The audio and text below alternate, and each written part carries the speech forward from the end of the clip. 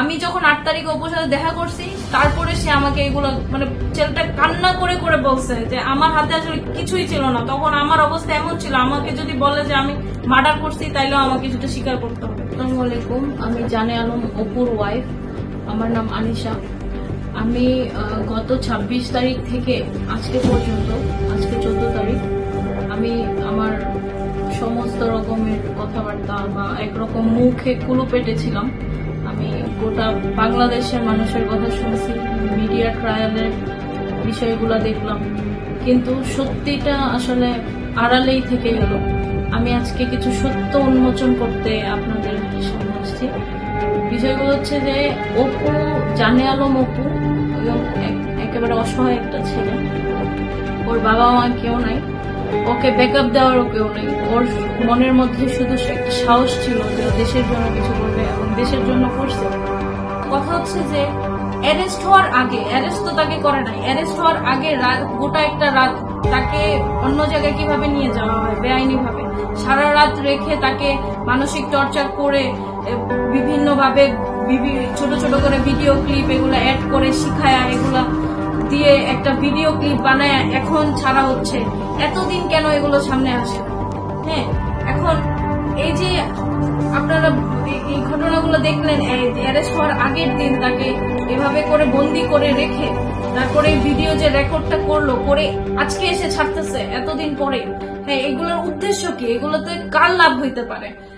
ওয়ার্ডিতে যেখানে নিয়ে যায় একজন রাজনৈতিক দলের নেতা, হ্যাঁ, ওইটার সব প্রমাণই আমার কাছে আছে। ওকে নিয়ে গেছে, কোথায় রাখছে, কি করছে সবই আছে, এবং সকালবেলা ওরাই অপুকে অ্যারেস্ট করাইছে।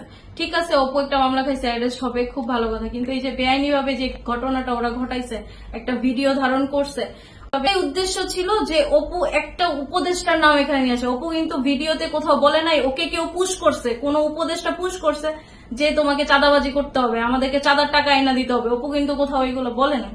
ঠিক আছে, কোন 35 মিনিটের ভিডিওতে কোথাও অপু বলে নাই যে কোন উপদেষ্টা সরাসরি ওকে চাঁদাবাজি করার জন্য নির্দেশ দিছে। ঠিক আছে, এটা পুরাটাই সাজানো একটা ঘটনা, পুরাটাই একটা ট্র্যাপ শুরু থেকে শেষ পর্যন্ত।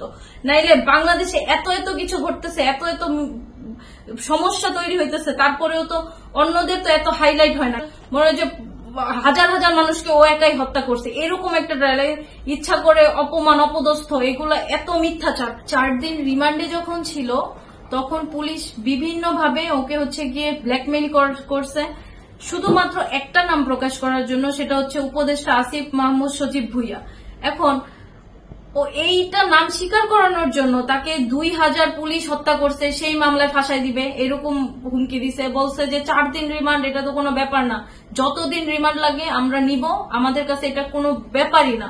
হ্যাঁ, ওই ভয়ে এতদিন মাইর খাইছে, 4 দিন টানা মাইর খাওয়ার পরে তার তো মানসিক অবস্থা ভালো না, এই ভয়ে। তারপর হচ্ছে ফোনে কিছু পার্সোনাল ছবি ভিডিওস আছে, এইগুলো পুলিশ হচ্ছে গিয়ে ভাইরাল করে দেওয়ার হচ্ছে হুমকি দিছে।